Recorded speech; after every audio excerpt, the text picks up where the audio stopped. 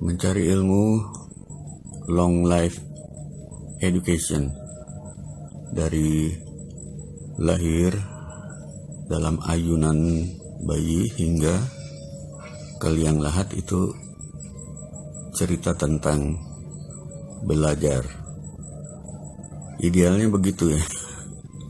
Idealnya. Istilah dalam bahasa Indonesia apa? Menuntut ilmu, mencari ilmu. Terus dalam bahasa Arab tolabul ilm. Bahasa Inggris study, to study.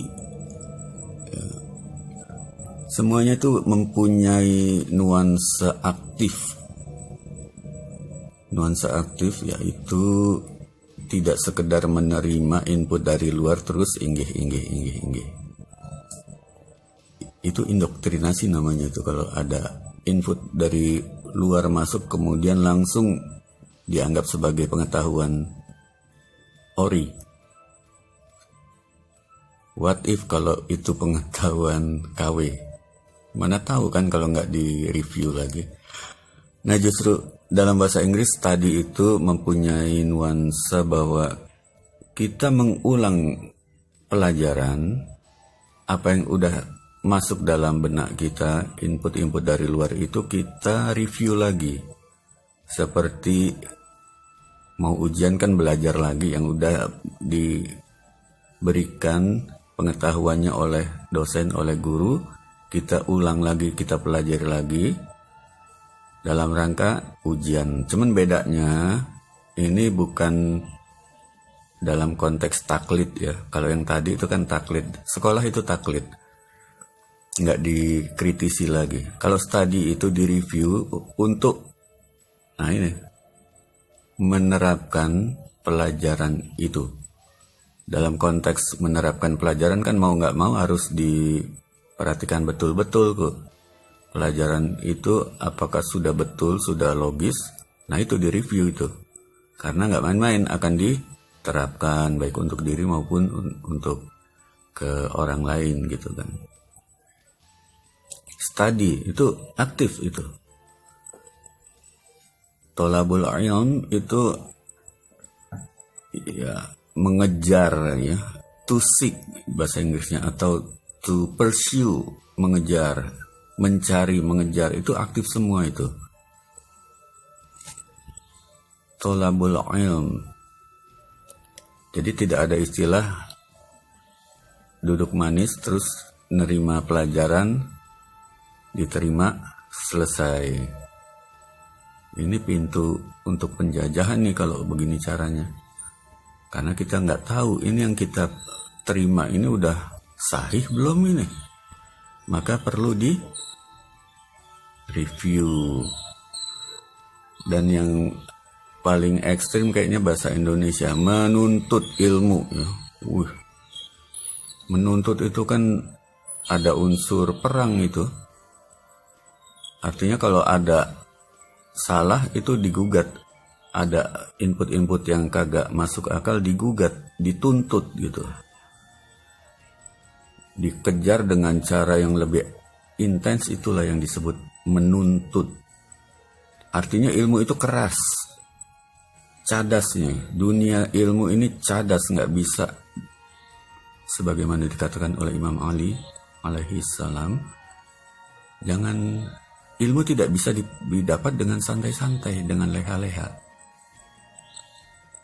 Maka tersesatlah kalau kita belajar dengan cara leha-leha, yaitu baca textbook, dengar dosen, dengar guru.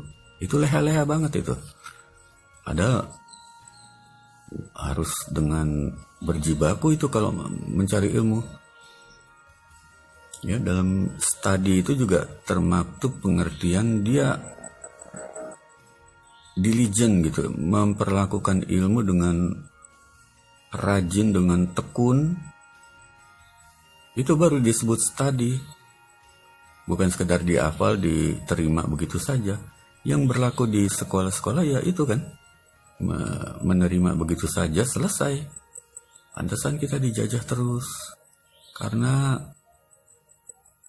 kelompok yang entuh ya, rajinnya bukan main itu menyatroni umat manusia. Segala macam bidang itu disusupin. Tapi seolah-olah kita melihat nggak ada masalah. Maka perlu di riset lah, apa-apa itu harus di riset secara mandiri. Studi itu ada hubungannya dengan belajar mandiri atau berpikir mandiri. Ya, yang gue banget baca ya dari kamus etimologi ya itu. Mempelajari dengan mandiri, artinya kita harus tahu betul yang kita pelajari ini benar-benar asli, mengandung logika atau kagak ini. Ada kaitannya dengan hal-hal yang logis atau ketahuan belangnya gitu kan. Jadi pengertian menuntut ilmu itu harus dikembalikan kepada arti etimologi dari ilmu, menuntut ilmu itu sendiri ya. Kayaknya bahasa Indonesia yang paling cadas ini dalam mengartikan belajar ya, menuntut ilmu, dan memang begitu. Kalau kita riset itu isinya kok pada begitu ya, ilmu pengetahuan kok pada begitu ya. Diada-adakan di karang-karang ya, emang nggak bisa pukul rata, tapi secara umum begitu, ngaco melulu isinya. Setelah kita periksa baru ketahuan ngaconya. Kalau kita kagak periksa ya, kita dengan mudah mengutip Einstein mengatakan begini, Newton mengatakan begini. Wah, itu bahaya punya tuh, jangan sampai dah. Yang penting kita ya mandiri, merdeka lah. Pertama kali itu dulu lah.